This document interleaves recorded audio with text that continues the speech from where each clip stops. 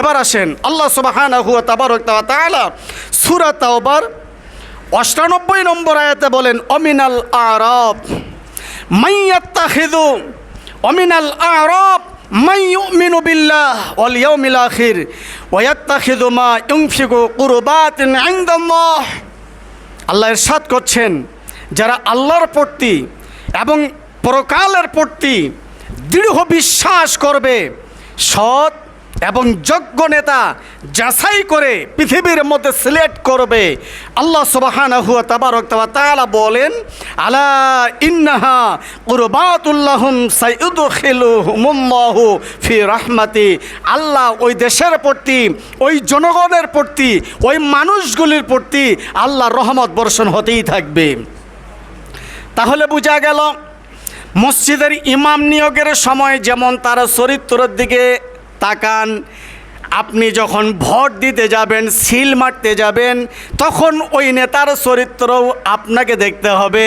শুধু আপনার মেয়ের বিয়ের সময়, বেটার বিয়ের সময়, ছেলে মেয়ের বিয়ের সময় যেমন আপনি পাত্র পাত্রীর চরিত্র দেখে শুনে আপনার ছেলে মেয়ের বিয়ে আপনি সাধিত করেন, মসজিদের ইমাম যখন নির্বাচিত করবেন, ইমামের আদার সাইড দেখে, শিক্ষাগত যোগ্যতা দেখে যেমন মসজিদে নিয়োগ প্রয়োগ করেন, আপনি যখন দেশের নেতা যাচাই করতে যাবেন, অবশ্যই ভোট দেওয়ার আগে আপনাকে যাচাই বাছাই করা লাগবে।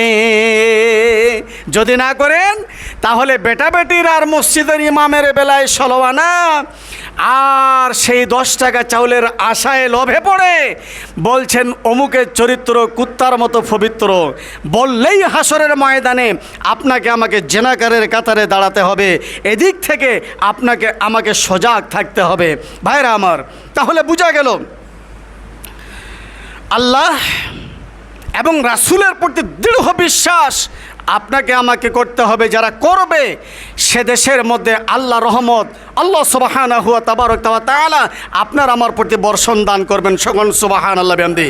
সারা বাংলাদেশে ২০০৯ থেকে ২০২৪ পর্যন্ত সারা বাংলাদেশে ৫৬০টি মডেল মসজিদ নির্মাণের জন্য মানুষ যাতে ইবাদত ভালোভাবে করতে পারে, মডেল মসজিদ, যেই মসজিদটা আরব আমিরাতে দেখা যায়, যেই মসজিদগুলি বিদেশে দেখা যায়, যেই মসজিদটা মালয়েশিয়ার সেই ভাসমান স্রোতের মধ্যে, সাগরের মধ্যে দেখা যায়, আল্লাহ সুবহানাহু ওয়া তাআলা কোরআনে স্পষ্ট আকারে বলছেন, দেশের মানুষ যখন ভালো নেতা নির্বাচিত করবে, দেশের মানুষ যখন সৎ এবং যোগ্য নেতা নির্বাচিত করবে, তারা আল্লাহর আইন চাই, সৎ লোকের শাসন চাই, এই স্লোগান যখন মানুষের মুখে মুখে হয়ে যাবে, যখন মানুষ আল্লাহ এবং রাসূলের প্রতি বিশ্বাস স্থাপন করবে, তখন আমি আল্লাহ তোমাদের উপর সাকিনা এবং রহমত বর্ষণ করতেই থাকবো। কোন সুবহানাল্লাহ। তাহলে বোঝা গেল বাংলাদেশ সরকারের প্রতি এত দয়া হলো ২০০৯ থেকে ২০২৪ পর্যন্ত সারা বাংলাদেশে ৫৬০টি মডেল মসজিদ নির্মাণের জন্য সৌদি গভর্নমেন্ট ৮,০০০ কোটি টাকা দিল। কিসের জন্য বলেন? কিসের জন্য? 99% মুসলমানের দেশে মুসলমানরা মসজিদে যে ইবাদত বন্দেগী করবে, এই যে আমি ওয়াজ করতেছি, সারা শরীর ঘামে জর্জরিত, মাথা থেকে শুরু করে পা পর্যন্ত ঘাম পড়তেছে, এটা যাতে না হয়, দেশের মানুষ যাতে সুস্থভাবে ইবাদত করতে পারে, সৌদি গভর্নমেন্ট আমাদের দেশের আবহাওয়াবিদ দেখে মায়া হলো, দেশের সরকারকে দান করলো ৮,০০০ কোটি টাকা। তারা কি করলো? এই টাকা দিয়া মডেল মসজিদ বানাইলো 10টা আর মূর্তি বানাইলো 81টা। তাহলে বোঝা গেল মসজিদের টাকা দিয়া মূর্তি বানানো হলো, আল্লাহ কি সহ্য করবে? বাবরি মসজিদ যখন ভাঙতেছিল তখন আল্লামা সাইদি সাহেব বলছিল, পার্বত্য চট্টগ্রামের মাটিতে বাবরি মসজিদের ইট যেভাবে খুলানো হচ্ছে, ভারত সরকারের শরীরের চামড়াও সেভাবে খুলানো হবে।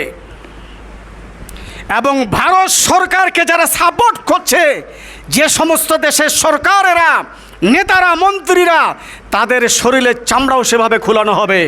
দেখেন আল্লাহর ঘরের বদদোয়া আর কোরআনের পাখির জবানের কথা বাংলাদেশ থেকে আমরা পৃথিবীর বুকে তাকিয়ে দেখতেছি। কি জোরে বলেন, ঠিক কি না?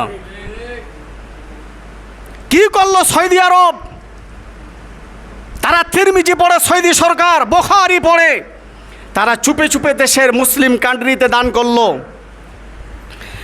একটানা দান করলো 8,000 কোটি টাকা মডেল মসজিদ। 8,000 কোটি টাকা দিনাজপুরের মাটিতে যদি একটা মডেল মসজিদ তৈরি হতো, তাহলে আপনিও আমিও যাইয়া সে মসজিদে নামাজ পড়ে আসতাম। একদম বিদেশি সব কারুকার্য মসজিদ বানানো হলো সেই 5 কুড়ের এক মরুভূমির জায়গাত। ডাহা মিথ্যা কথা। আপনি যদি বলেন এই মসজিদ আমি করেছি, জায়গা আমার, আমি করেছি বলা যাবে না, বলতে হবে আমরা করেছি।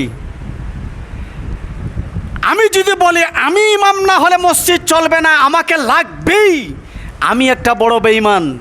আরে আমি মরে যাব, আমার মতো কত ইমাম আসবে। আপনি যদি বলেন আমি মসজিদে যাব না, মসজিদে তালা ঝুলবে, আরে বেয়াদব তুমি চলে যাবে, আরও কত মসজিদে মুসল্লি ঢুকবে। কি জোরে বলেন ঠিক কিনা? আল্লাহ বলেন বান্দা শোনাম, এই পৃথিবীর মাটিতে তোমরা আমার সঙ্গে নাফরমানি করবে, ফেরেশতা দিয়ে আমি আল্লাহ ইবাদত করাবো। কোন সুবহানাল্লাহ। ফেরেশতারা নাফরমানি যদি করে, আমি অক্সিজেন দিয়ে আমার গোলামি তারা করবে। তারাও যদি নাফরমানি করে, পৃথিবীর মধ্যে অসংখ্য গাছ আছে, তারা আমাকে সেজদা দিবে। এরাও যদি আমার সঙ্গে নাফরমানি করে, গর্তের ভিতরে যে পিপিলিকা সকাল থেকে সন্ধ্যা পর্যন্ত এরা আমার তাসবিহ তাহলিল পাঠ করবে। তাহলে বোঝা গেল আমি আপনাকে আমানত দিলাম। ইন্নাল্লাহা ইয়া'মুরুকুম আন তুআদ্দুল আমানাত। সৌদি গভর্নমেন্ট আপনাকে আমানত দিল 8,000 কোটি টাকা মসজিদ বানানোর জন্য, আর দেশের নেতারা বলে বেড়াইলো এটা আমি করেছি। দেশের নেতারা বলল আমি করেছি। তারা যদি বলতো সৌদি আরব আমাদেরকে 8,000 কোটি টাকা দিয়েছে, 560টা মডেল মসজিদ হবে, তাহলে আমরা বলতাম বড় মাঠের মধ্যে একটা মডেল মসজিদ তৈরি করো। কি জোরে বলেন ঠিক কিনা? কিন্তু যখন বলতেছে আমি করতেছি, নিজেই বসে আছে নিজের বাপের ভিটাত, এখানে তো করার কিছু নেই। ভাইয়েরা আমার, তাহলে 15 বৎসরের ব্যবধানে আমরা মডেল মসজিদ একটাও পাইলাম না। কি হলো? মডেল মসজিদের টাকা দিয়ে বানানো হলো মূর্তি, মডেল মসজিদের টাকা দিয়ে ভাস্কর্য বিভিন্ন বানানো হলো, মডেল মসজিদের টাকা দিয়ে পূজা মণ্ডপ দেওয়া হলো, মডেল মসজিদ টাকা দিয়ে বাফের ছবি বানানো হলো। গোটা দেশটাতে বাফের ছবি দিয়া ভরপুর করে দিল। অথচ 1400 বছর আগে কোরআনুল কারিম নাজিল হয়েছে, একটা কোরআনের ছবিও দেশটাতে নেই, একটা তো নাই।